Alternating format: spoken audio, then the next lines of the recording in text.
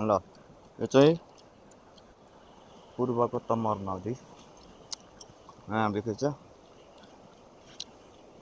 यो पुल हैन यो चाहिँ पुल हो है यता माथि दोकान बस्ती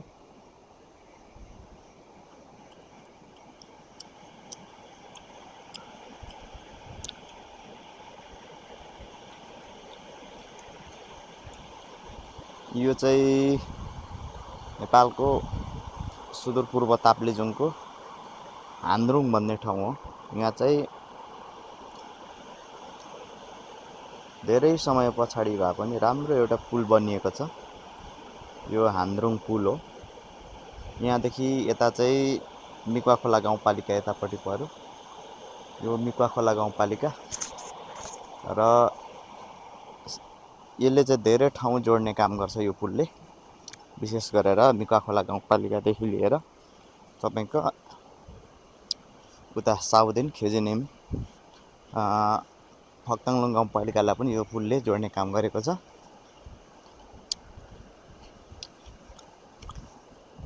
यहाँ देख्यो है त यसरी सुन्दर बजार छ है त तपाईहरु पनि आउन सक्नुहुन्छ यहाँ र यो ठाउँलाई भिजिट गर्न सक्नुहुन्छ है त हामी पनि धेरै समय पछाडि गाउँ आउँदाखेरि देखिएको यो दृश्यलाई म फोटो खिचेर तपाईलाई देखाउँदै छु यहाँ हाम्रो कोरियन दिदी भेना आउनु भएको छ साथीहरु हुनुहुन्छ हाम्रो गाडी चाहिँ माथि गएर एकछिन गइरहेको छ त्यही भएर म चाहिँ एकछिन यहाँ आएर भिडियो सिडियो गरिरहेको छु है त सबैलाई मिकवा खोला गाउँपालिकाको भिडियो देखाइरहेको छु आयो त सुन्दर छ ठाउँ रमणीय छ ढोका पनि आउन सकिन्छ यहाँबाट नेपालको सुन्दर झरना फुङफुङे झरना जाने बाटो पनि यो हो यहाँबाट फुङफुङे झरना पनि जान सकिन्छ माथि लेखिएको छ मिकवा खोला गाउँपालिका यहाँलाई हार्दिक स्वागत गर्दछ भनेर दिएको छ यु आर वेलकम टु मिकवा खोला रुरल म्युनिसिपालिटी भनेर दिएको छ है त ल साथीहरु यस्तो छ सुन्दर गाउँ र खोलाको भाग यस्तो छ यो खोलाको भाग हो र पुरानो बाटो यतापट्टि छ पहिला मान्छे हिँड्ने बाटो चाहिँ यो चाहिँ खोला यस्तो छ है त पुल पनि छ यो पुरानो पुल हो झुलुङ्गे पुल यो चाहिँ सुन्दर पुलको साथीहरु यात्रा गरिराख्नु भएको छ यो झुलुङ्गे पुल हो सँगै रहेको झुलुङ्गे पुल र यहाँ खाने ठाउँ पहिलाको हो यताको यो भाग चाहिँ तपाईको फुङलिङ नगरपालिकाको लहरे भन्ने ठाउँ पर्छ है त यो पुल कटिसकेपछि फुङलिङ नगरपालिका पर्छ दाइ आउँदै हुनुहुन्छ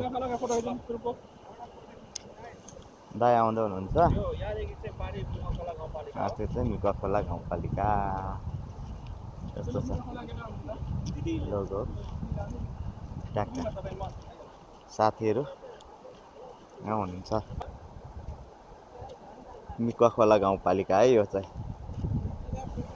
हामी पार्टी मिल्दैन अर्को पार्टी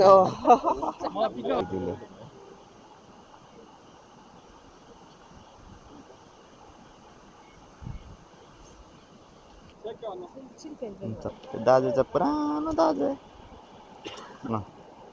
पछि चाहिँ यो खोला चाहिँ दुईचोटि तर्नु पर्ने हुन्छ यहाँ माथि आउनलाई यो भन्दा तलतिर दोबान बजार भन्ने छ त्यस ठाउँमा एकचोटि तर्नु पर्छ पर हाम्रो गाडी आउँदैछ त्यसपछि हामी चाहिँ हाम्रो यो मिकवा खोलाको द्वार प्रवेशद्वार हो यहाँ छिरिसकेपछि हामी मिकवा खोला छिर्छौँ यो गेट कट्ने बित्तिकै यो ठाउँलाई चाहिँ मिकवा खोला गाउँपालिकाको वडा नम्बर 1 नै पर्छ होला है त यसलाई हान्द्रुङ बजार पनि भन्ने गरिन्छ है चाहिँ हान्द्रुङ बजार पुरानो हान्द्रुङ बजार गाडी आइसक्यो त ल गाडी आयो फोटो खिच्ने होला नि त ल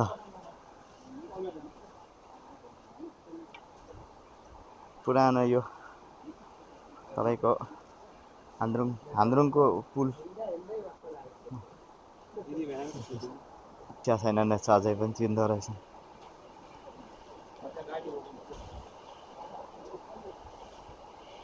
यो हान्द्रुङको पुल झुलुङ्गे पुल पहिलाको यहाँ इन्टरनेसनल भ्याना फोटो खिच्नु हुने रे नेपालको लामो झुलुङ्गे पुलमा बसको हाम्रो आत्मीय भेना चाहिँ झुलुङ्गे पुलमा अहिले प्रवेश गर्नुभएको छ त्यहाँ त हल्लिहाल्छ नि हल्लेपछि त मजा आउँछ चाहिँ दोभानको यहाँ हान्द्रुङको झुलुङ्गे पुलसँगै पक्की पुल पनि यहाँ निर्माण भएको छ दिदी भेना आउनुभयो ल आउनुहोस् हिँडेरै अगाडि आउनु सुन्दर ठाउँ ल टक्कसँगले पहिला खाना खाने ठाउँ खाजा खाने ठाउँ हाम्रो व्यापारी केन्द्र अलैँची बेच्ने ठाउँ हान्द्रुङ बजार अबदेखि उकालो चढेपछि पोक्लिङ बजार